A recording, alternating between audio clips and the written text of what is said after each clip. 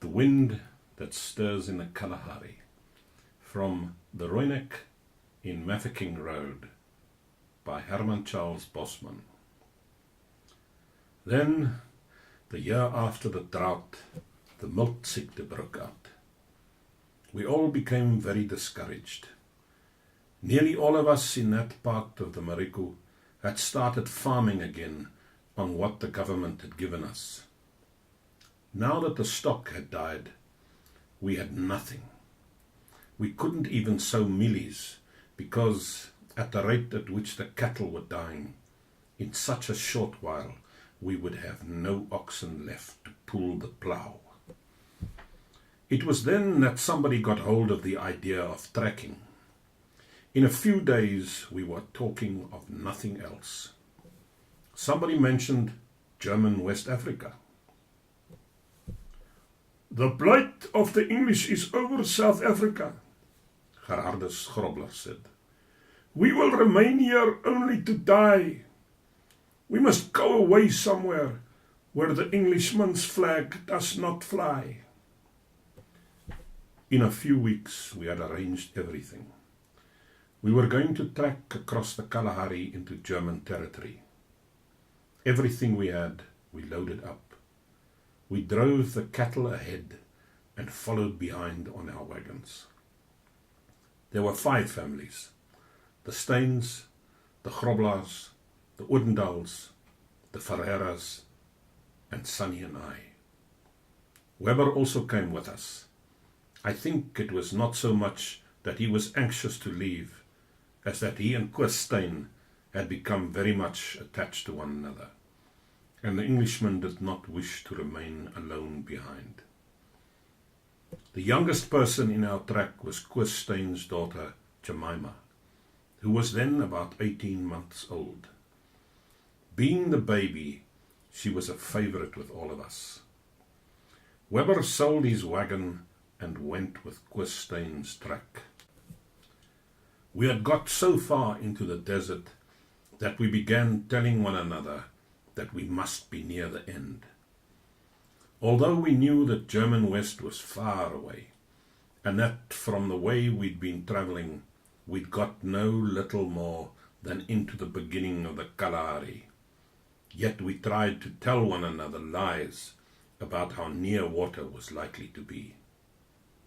But of course, we only told lies to one another. Each man in his own heart knew what the truth was. After a while, there was no more weeping in our camp. Some of the women who lived through the dreadful things of the days that came after and got safely back to the Transvaal never again wept. What they had seen appeared to have hardened them. In this respect, they had become as men. I think it is the saddest thing that ever happens in this world, when women pass through great suffering that makes them become as men. So far we had followed Gerhardus through all things, and our faith in him had been great. But when he decided to turn back, we lost our belief in him. We lost it suddenly too. We knew that it was best to turn back, and that to continue would mean that we would all die in the Kalahari. And yet, if Gerhardus had said we must still go on, we would have done so. We would have gone through with him right to the end. But now that he had as much as said that he was beaten by the desert, we had no more faith in Gerhardus. That is why Paul Kruger was a greater man than Gerhardus. Paul Kruger was that kind of man whom we still worshipped, even when he decided to retreat. If it had been Paul Kruger who had told us that we had to go back, we would have returned with strong hearts. We would have retained exactly the same love for our leader, even if we had known that he was beaten. But from the moment that Gerhardus said we must go back, we all knew that he was no longer our leader. Gerhardus knew that also. Then we saw that Koos had become mad, for he refused to return. He inspanned his oxen and got ready to track on. "Bosman," Gerhardus Grobbelaar said to him, "you've got no water to drink." "I'll drink coffee then," Koos answered, laughing as always, and took up the whip and walked away beside the wagon. And Weber went off with him, just because Koos had been good to him, I suppose. That's why I have said that Englishmen are queer.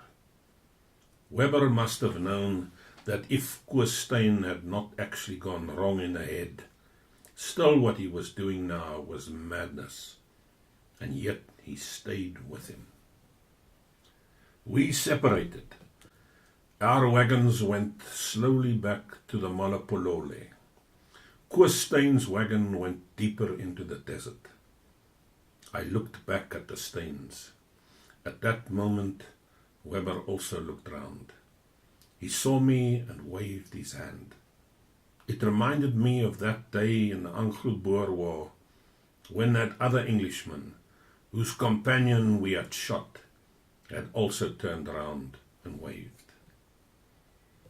Eventually we got back to Malapolole with 2 wagons and a handful of cattle. We had abandoned the other wagons. Awful things had happened in the desert. A number of children had died. Gerhardus Grobbelaar's wagon was in front of me. Once I saw a bundle being dropped through the side of the wagon tent. I knew what it was.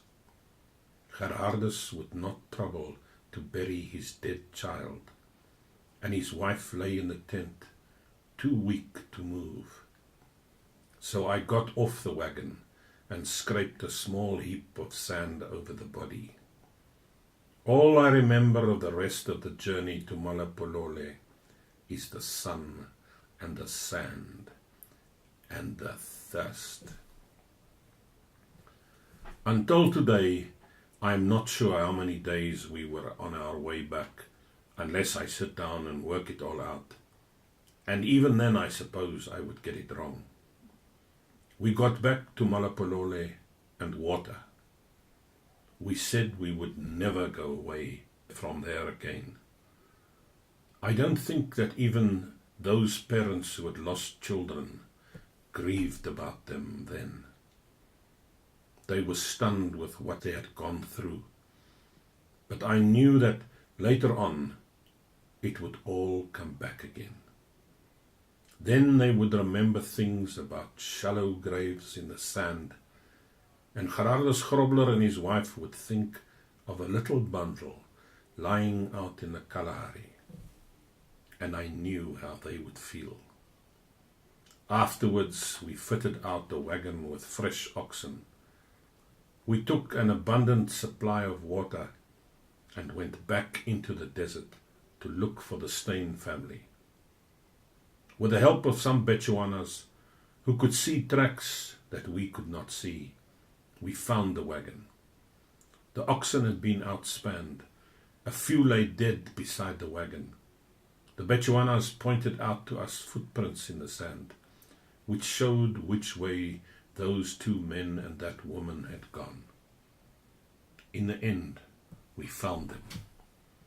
Koos and his wife lay side by side in the sand.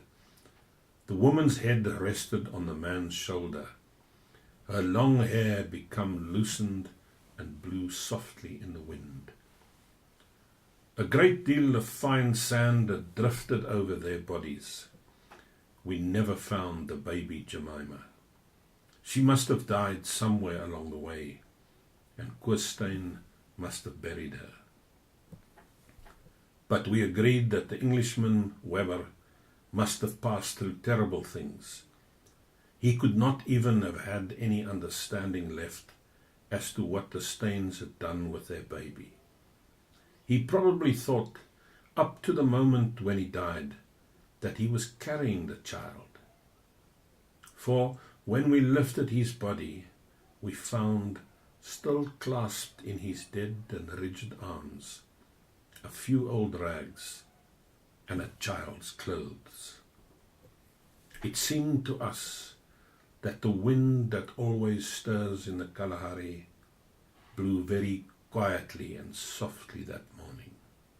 Yes, the wind blew very gently.